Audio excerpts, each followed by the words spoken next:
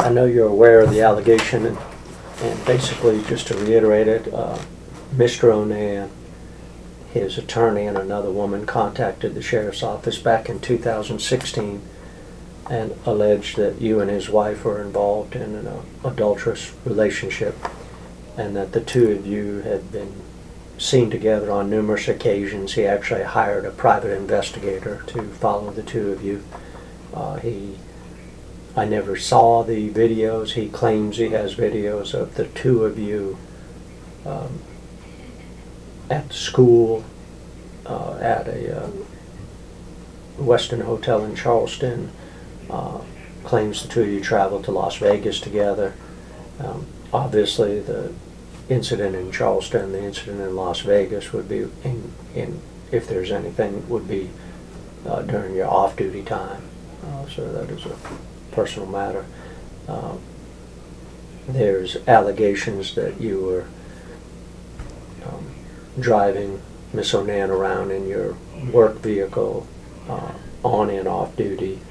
There's allegations that you were running license plates for unofficial purposes, and obviously the allegation of adultery at the school. And the question obviously there is, on-off duty type stuff. Can you tell me what's going on with everything there? Yes, we were friends. We had a relationship. I did run a tag that came to my house one night. I was getting in from work about 2 o'clock, 2:30 in the morning. I don't remember what day or time that was, or what day it was. Exact time, I don't know. And the vehicle came up to my house as I was pulling in, and then I cranked my vehicle back up after I shut it off.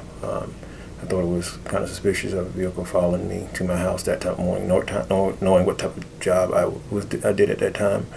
I followed the vehicle out toward Bluffton, and it was like I ran a tag, and it was I can't remember the name that came back on the tag, and then after the vehicle continued out toward 95, I turned around at 170 and came back to my Who was home. in the car with you when you did that? I was alone. You were alone? Yes. Mrs. Onan. I'm sorry? Mrs. Onan, or is that how you say it? Onan? Onan. Onan. She told people at the school that she was with you, and when you ran tags. No one was with me. Actually, I was going home for the night.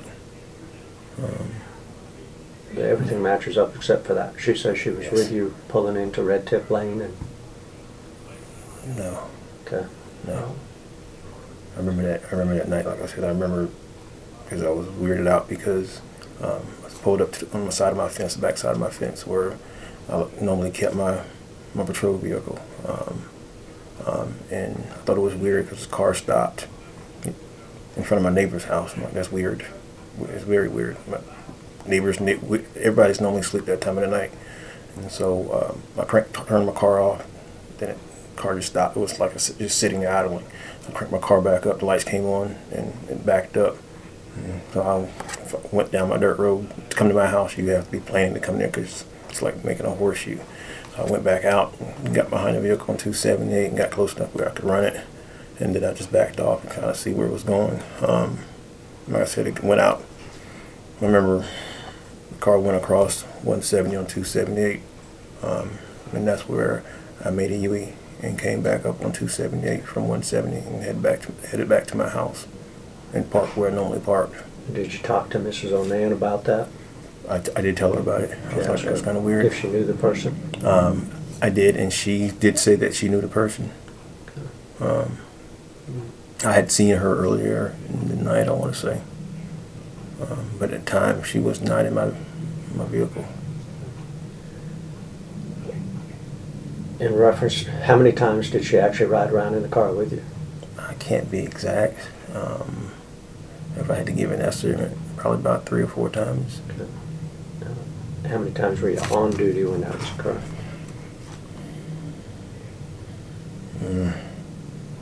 To be exact, maybe about 3 or 4 times, maybe not to be exact, rather, because I don't know exactly how many times. And did you comply with our policies on notifying dispatch you had a passenger in the car? No, I didn't. Okay. What was the purpose of running the plate? Because I thought it was suspicious. Like I said, I've been, actually, several months before that, before any of this was going on, I remember one morning leaving out, my mom contacted me and said there's a car in the wooded part of where we lived. And I got up, jumped in my patrol vehicle, and went back, and I ran the tag. I went out with the vehicle first, and there was somebody in the car, and ran the tag. Guy was eventually arrested. I arrested the guy. Deputies came out. We arrested the guy because he had warrants, outstanding warrants. Actually went. I think I ended up knowing the guy. He just gotten out of prison, and I arrested him. He had a kid in the car and everything. It was like 6 o'clock one morning. And another occasion, years before that, found a stolen car back in the same area. So I guess it's not uncommon to do that. So. Sure. And then being shot at back in '99, my suspicions have always been raised. Yeah. In reference to your relationship and her,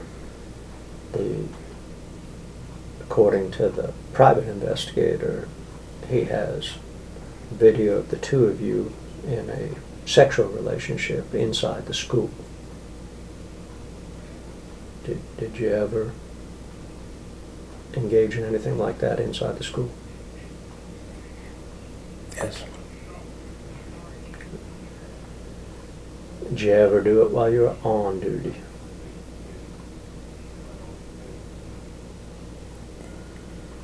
Yes.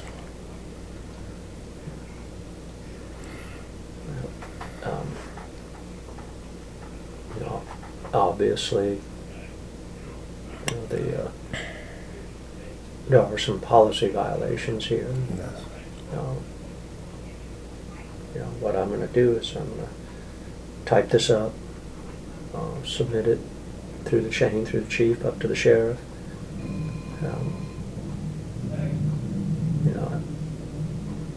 I think this is going to finally bring resolution to this. It's been a couple years coming, and then I would assume you'll hear from one of the two of them or both of them. You have anything else you want to tell me, or anything else to say? I just want to say that, on account of me, I know what I did was not proper, was not right. Sure. But I think that I've been going for some time. I think I've paid my dues. I didn't mean to bring any bad shame to the sheriff or my family, definitely myself. But sure, things happen, and I'm very sorry for what I did. A mistake was made,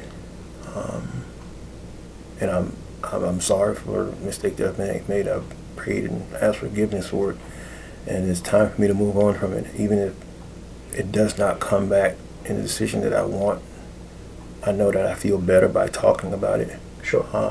I can walk out of here and knowing that I have released this guilt, the shame off my chest here. Yeah. I know it's not easy to talk about, but I appreciate you coming in and resolving this, and getting it behind you. Like I said, that was the first step in moving forward is get all that behind you and move on. All right, if you don't have anything else to say, I'm gonna go ahead and stop the tape at this time. No. It is now 11:37. I'm gonna stop the tape.